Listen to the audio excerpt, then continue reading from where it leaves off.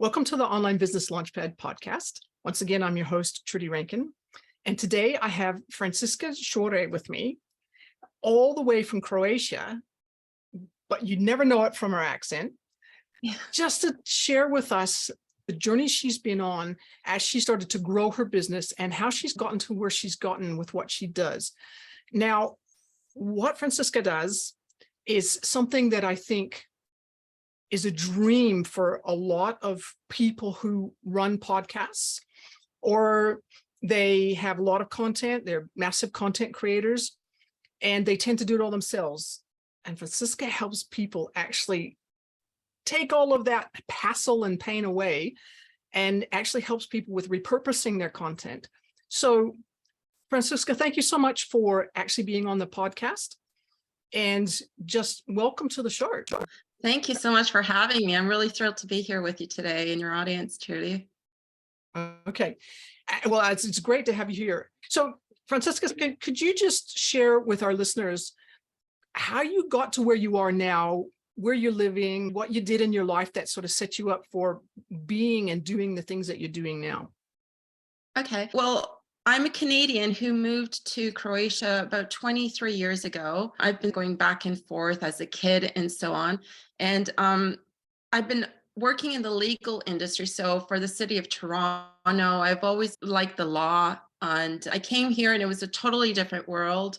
And I wanted to start a business of my own. I wanted to be my own boss, right? I wanted to make my own hours, make my own cash.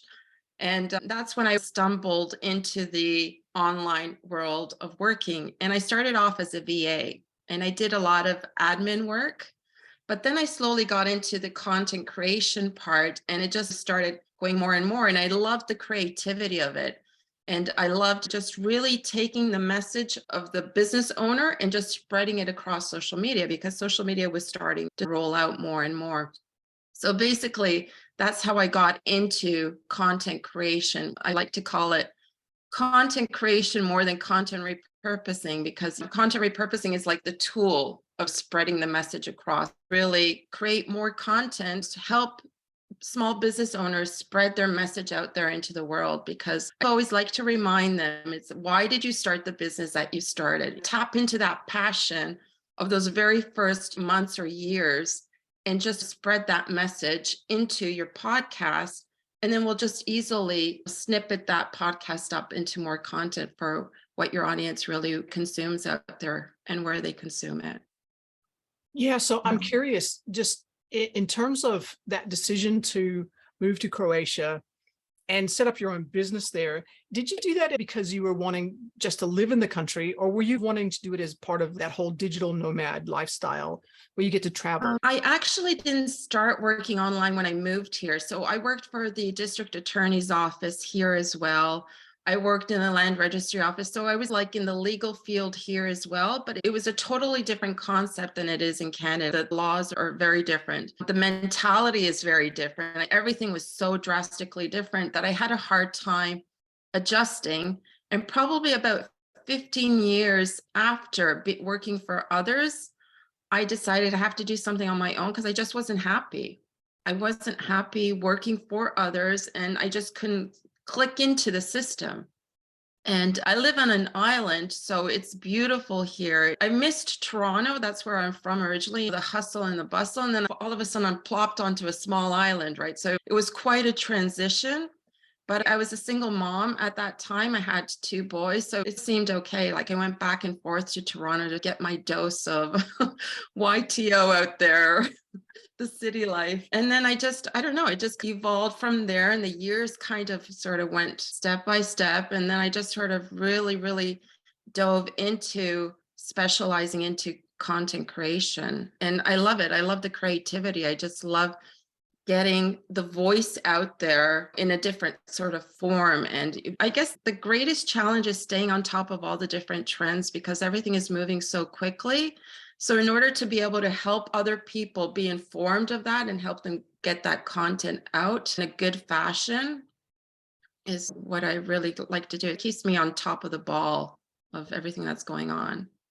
Yeah, it's interesting that you mentioned the fast pace of change, because basically we both are aware of some of the trends that are happening around AI especially with ChatGPT and the tools that use AI or artificial intelligence. A lot of people talk about it as being, oh no, it's going to take over the world and I'm going to lose my job sort of mentality. But to me, it seems a little bit more like it's a tool like every other tool that once you've learned how to use it, it either opens up a lot of new opportunities or it makes your life easier, one or the other. You don't want it to be something that makes your life harder. Why would anybody use it then? But I'm really curious, given what you do in terms of the process that you use to help take something that somebody else has created, pull the story out of it and repurpose that story into lots of little different bits that can go in lots of different places. Have you done any experimentation with things like ChatGPT yet, or is that something you're looking at for the future?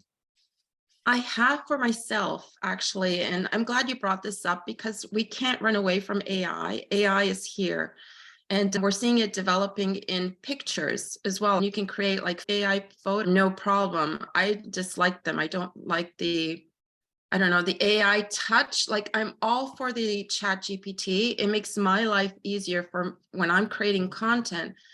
But the thing is here that we're humans, right? So I think we get so dialed into being very professional, following all the guidelines that are expected of us, that we forget the human touch. We forget to put ourselves, for example, the copywriters are still needed out there because an AI is, you can already tell what an AI sort of put out and what a human wrote, because there's that warmness, there's that a funny element of being humorous in that. I love the entertaining part of the content that I put out there. But the thing is, AI is going to be getting better and better and better. So you're right. We have to learn how to use AI tools to our benefit. I think it's going to eliminate a lot of jobs out there, honestly, because the world is changing rapidly. So I think we need to learn how to do different things, but take to our benefit the AI. And there's an interesting thing that I want to share with you.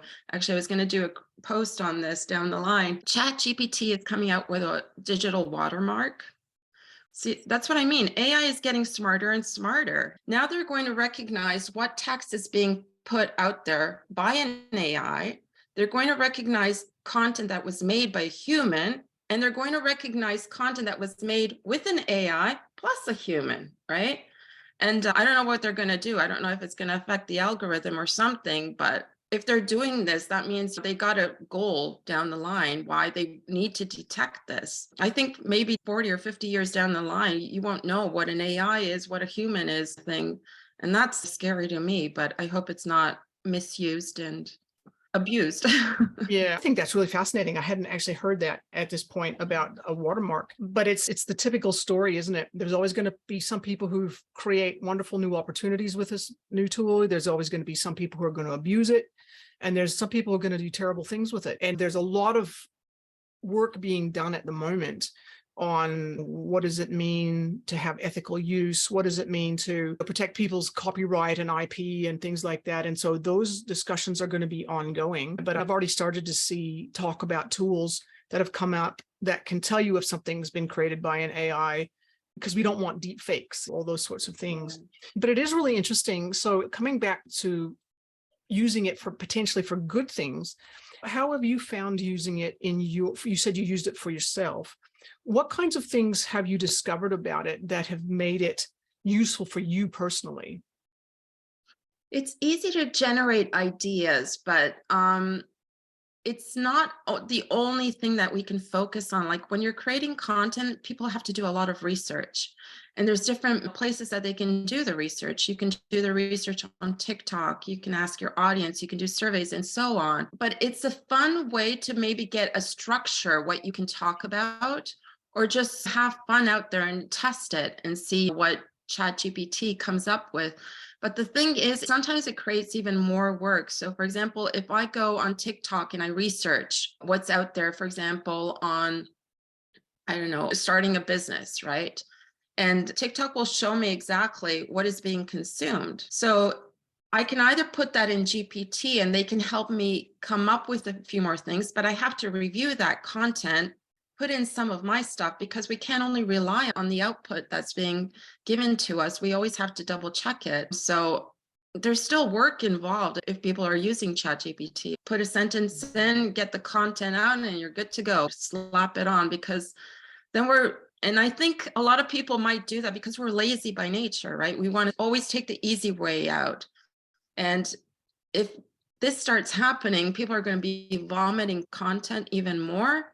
And maybe that's where the AI will come in and say, shoot, there's so much rubbish content out there. We got to really filter this stuff because nobody's going to be consuming anymore. So maybe that's the path they're going. I'm not sure yet, but the logical path seems to be that to me. So we'll see. It'll be interesting to see the ride out. Yeah, I've certainly been reading things about Google. Google's still interested in good content, really good, high quality content that people want to read. And so I think you're right. It'll end up being self-regulating in that respect. But I do think it's fascinating, just potentially how you can use it. Because I'll do an episode on my attempts at using AI for various things. And one of the biggest lessons that I've come up with is that it doesn't matter what you're using as a tool if it's rubbish and it's rubbish out. You're still going to get, if you don't put the effort in and you don't have the skills to know how to create something really well, you're still going to get rubbish back, and nobody wants rubbish. So I think that a lot of people's jobs are protected for a while, and we have time to learn how to use these things and build new skills. I'm curious, in terms of your journey, you say you moved to Croatia, you were working in the corporate world. You started working in your own business more as a VA to start with, as a virtual assistant. And then you started to get into the content repurposing or content creation side of things, or helping other people repurpose their content. Do you have a specific area that you really enjoy more than any other in terms of the types of content that ends up being repurposed or the form that it takes? No, I like all the forms, honestly. I love how the reels are turning up, that they have to be even shorter. So it's a challenge, right? And I like the challenges. I really, really like simplicity. So I keep saying, if we can get that message out in a short method, we're on a roll, kind of thing. And I always sort of like to keep in mind that there are people who like to watch videos, listen, read. So I really like the carousels, for example, the carousels where you're swiping through up to 10 images on Instagram, for example, or even on LinkedIn. They're called PDFs. And I find them to be really, really fun to create from a creative side, but they're also very informational for the consumer, for the audience taking it in. Meanwhile, the reels are really short form, bit-sized content to wheel you in and get a little nugget of information to help you. But then they're supposed to steer you either to a podcast to listen into it, or go to a website or something like that, whatever the CTA or the call to action is at the very end. So the reels are fun right now because I see them as teasers. And teasers are fun. It's okay, here's me, and this is what you're going to get. But if you want more, you got to go over here. And I think that's really cool, because that is their job. Each repurposed piece of content has a job to do. And that job is to either drive people back to your website or to the full piece of that content. Now, that's really cool. I got a question for you about that. In the work that you do, how important do you think the concept of a story and storyline are for the repurposed parts of the content? It's important. It's sort of hard to put that into the content, into social media, for example. To me, like I said, teasers to me, for example, there's always a structure on how a reel is done. People are calling them as hooks. I don't like to call them as a hook. I call it a headline, right? Because a hook, to me, it feels you're hooking me in and you're chugging me in, and that's it, you're mine. You're not leaving my space, kind of thing. So these hooks are really important. And they always say the first 3 seconds of when you go into the reel, if I captured you, you're mine. If I haven't, you're going out to somebody else's content. Then you give them the meat of the content, then you give them the CTA, what you want them to do thing at the end. So there isn't much storytelling in that because it's quick information, right? But then there are videos. For example, you can go on to Instagram and Facebook, and you can share a story on there, which is really important, I find. So basically, different types of content, you got to think about what you're creating, the form of content, why you're creating it, and what is the end result that you're trying to accomplish with that. So Storytelling, I think it's really, really important because you have to be relatable to your audience, right? And people connect with you better through that story. It could be your journey, it could be my journey, a client's journey, but it's a journey. So the audience is experiencing the pain point through that story, and then they're seeing the possible solution as to where they can be, if they work with that sort of business owner. And that's storytelling, right? Really honing into those pain points and giving them hope for the result that they can see at the end, with you being the right person to invest in. So yeah, storytelling is really important for sure. Yeah, and it's interesting that that's part of the art, isn't it? Is being able to take that and wrap it into the different mediums that exist out there. I'm just thinking about all the different things, because TikTok obviously is slightly newer kid on the block. Not that new, but slightly newer than Instagram and some of the others. But I was just remembering, what happened with Clubhouse came and everybody was into it. And then it's just gone very quiet and gone away for the most part. But do you see any new types of mediums coming up, like any new other social media platforms or other forms of places where people put their content, where they congregate and consume content?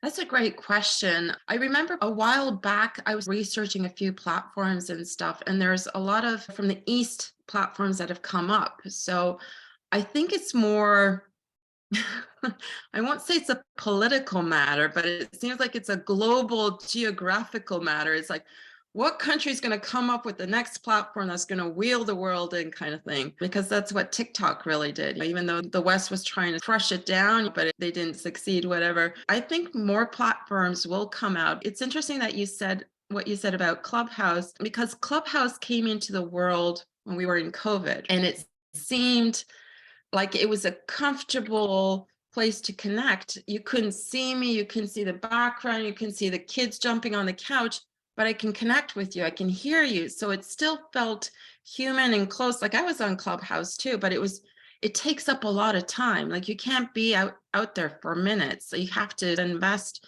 especially if you're a guest, you're in there at least for, could be 20 minutes, half an hour, 60 minutes kind of thing.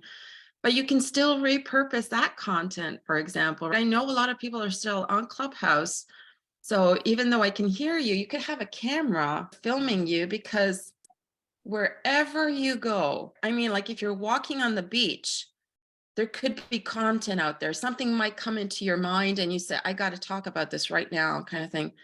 Content is everywhere, really. Honestly, content is everywhere. So it's like you just have to set up the equipment to capture it, because you never know when that great piece of message is going to form and that you can reuse for your audience that is really going to help them. It's fun. It's creative. It's almost imaginative.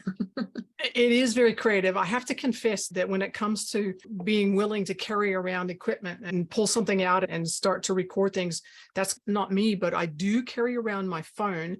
And whenever I see a scene that I think is going to be, either I really love it, or I think it's going to work really well in a LinkedIn banner, LinkedIn article banner, or in some sort of social media post, I will pull out my camera and take a few pictures and maybe even some video with a little bit of sound. But do you carry around equipment to do that sort of thing? You know what? I'm not doing what I'm preaching, honestly. And I have a story behind that, actually. I give all these messages to my clients, but I'm not implementing it myself. And I actually just had a breakthrough. I signed up for Tony Robbins' 5-day challenge. It was called Unleash Yourself. And it was a free challenge, a 5-day challenge. And I had this huge breakthrough in which I actually got pissed off, honestly, with myself. I was stalked like a few years back, and it got pretty ugly to the point in which the cops were involved, but all ended well. And then it restarted again. People were stealing my photos, opening up different profiles, fake profiles. And I just froze. I didn't put myself out there. Like when you look at my social media, I'm not out there. And that's because I was hiding. And then I got pissed off and I said, oh, this person has taken years off my life. He's been in my business. He's taking the opportunities. I'm like, that's it. That's enough. If I'm helping everybody else, it's time to step into those shoes and do the work. So you're going to see some new stuff coming up from me on Reels, and I'm going to start showing up. And yeah, it's going to be interesting. If we talk about this again, I'll let you know, and hopefully I'll have all the setting. There's going to be a camera over here. There's going to be a camera over here. We'll see. I think that's a really brave thing to do. That's a really valid reason not to put yourself out there. If you've got people that are pushing their way into your life without your invitation and they're taking over and they're stalking you, there's a lot of people out there who do, I think, worry about things like that, either because they've experienced them already or because they're afraid that they will experience them. And I think that's a legitimate fear. Can you just maybe share a little tiny bit more about what helped you make that leap, curling in on yourself to going, hang on, wait, this person's not going to ruin my life from here on out. I'm going to take control. Yeah, well, in the beginning, it got really bad to that point where I was always walked to the door of my home. I've always checked my home because I found out it was a local person. It wasn't somebody that was, yeah. So that even got scarier. But then as things got quieter, I got more confident. I said, okay, this is going to sleep. But then I think everybody works with a coach. Every business person has some sort of coach. So I have a coach as well, which is helping me with this mindset. And this person said, when you start going, no matter how big your following is, when you start showing up on social media, there's always going to be some weirdo that is going to start harassing you somehow, right? And I said, well, yeah, that's right. But now I'm at this point where I'm like really pissed off and I'm saying, like, let's bring it on.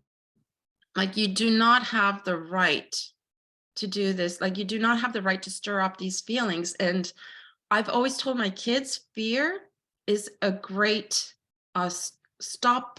It stops you in your tracks. It stops you from your potential. It stops you for putting out the reason why you started a business. So it's like, why give that power to that person when I'm in charge of my life?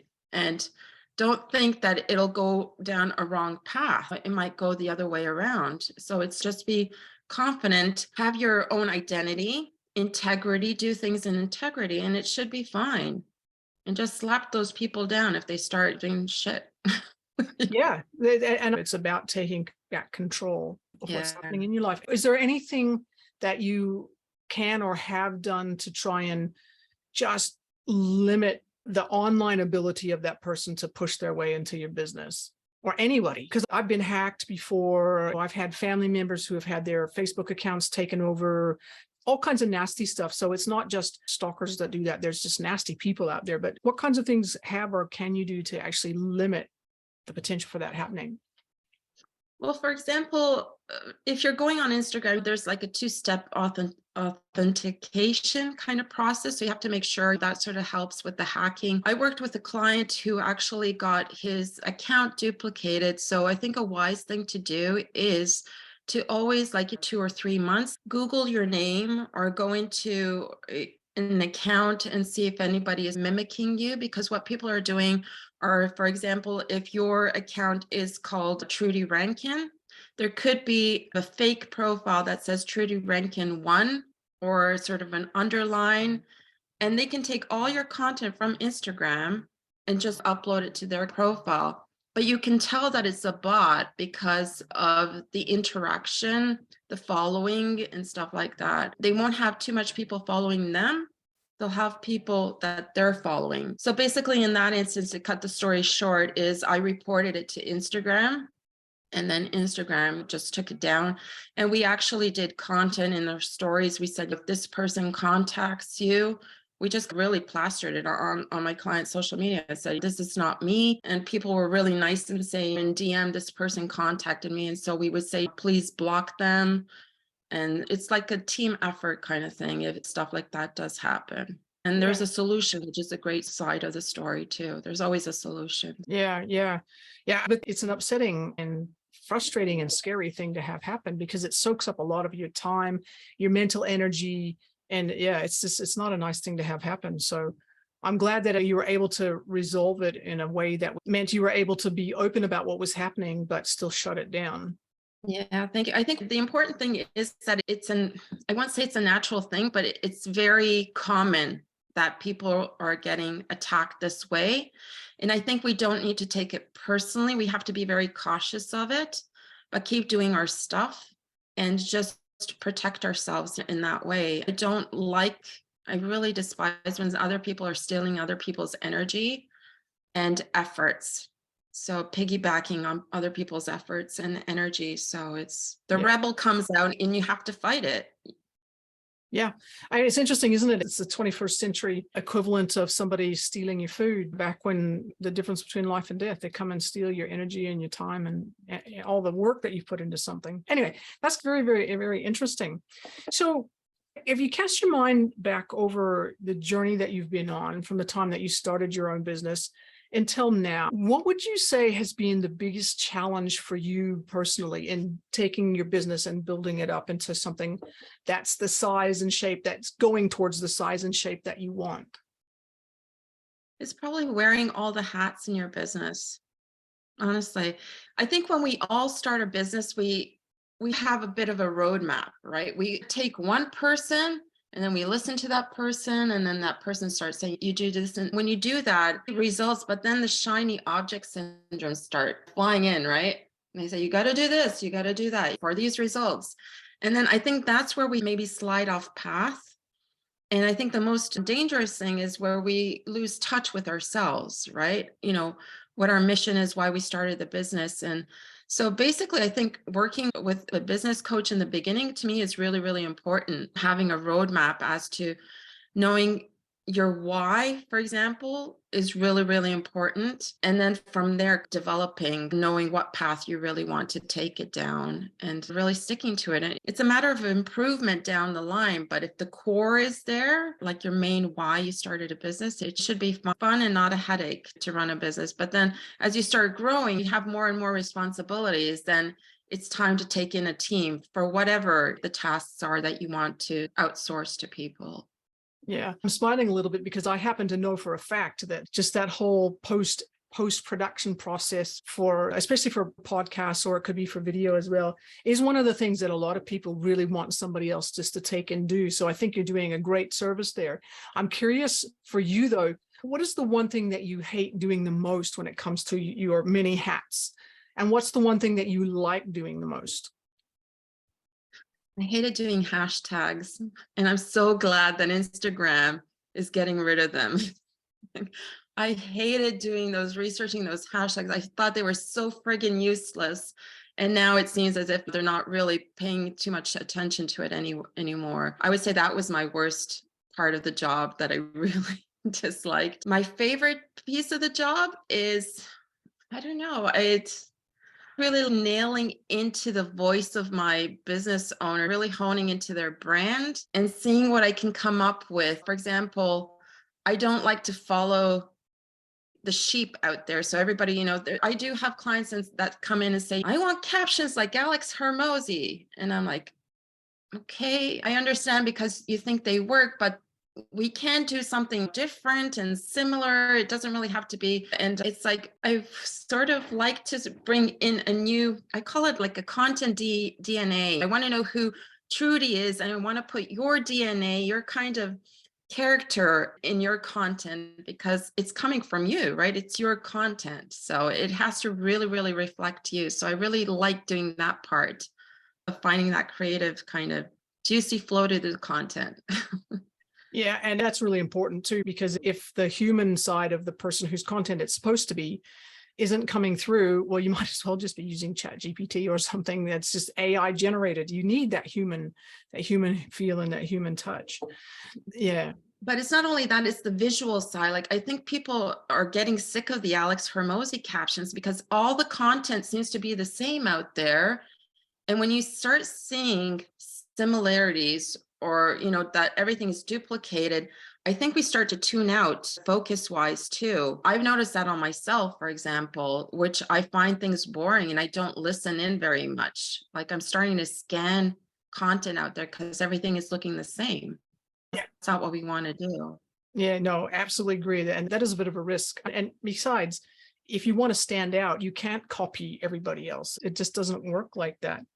Franciska, it's been really fantastic having you share some of your journey and some of your thoughts about AI and just social media and things like that. What would be the one piece of advice that you would give to somebody who's maybe a few years newer in the whole process of building their business?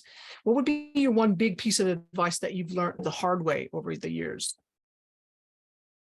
I think really knowing who you're servicing, like your audience, what business goals you want to achieve, and just really have those goals in front of you and do milestones to achieve those goals and how you want to achieve them. So create a method how you want to nail those business goals. If it's through a certain kind of content. So for example, if you want to just do podcasting, do podcasting. If you want to be just on Instagram, just be on Instagram kind of thing.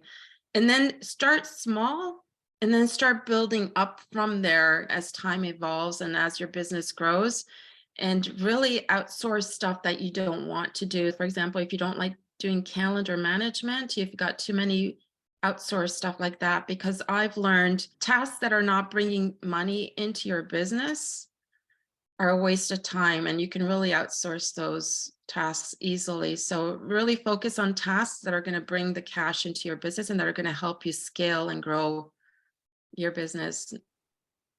I think So that's really, really, really good advice, especially, and I know a lot of people who are just getting started will be going, oh, but I can't afford to. But if you think about it from the perspective of opportunity cost, and you go, well, if I spent that hour answering emails instead of talking to somebody who might become a customer, I've just wasted that opportunity to pick up somebody as a customer. And so you're far better off to actually find a way of actually outsourcing that to somebody else. If I could just tie into that one more thing, marketing is the most important thing that startups can do. That's where they need to spend most of their time, really creating content, get yourself out there, not just because I'm in the content world, but marketing. So making connections, engaging with people on the platforms so people know about you, so they know what you do and like you, and actually get into the trust factor with you, that they can crush the trust wall and know that you're out there. So marketing, to me, I think is the number one thing that they should be focusing on when you be out there. I think that's really, really good advice. So if people were interested in learning more about you, or maybe even talking to you about getting some help, where would they go? I have a website, so it's franciskasore.com. They can find me there, or they can find me on LinkedIn. I'm active on LinkedIn as well. DM me, or maybe even on Instagram. You can slide into the DMs. I'm on Instagram too, even though I haven't been posting, but like I said, that's going to be changing. So there's going to be reels coming out. Fantastic. Thank you again so much. It's been fantastic. Thank you, Trudy, for the time and the opportunity. And I hope you guys stay well. Thank you very much.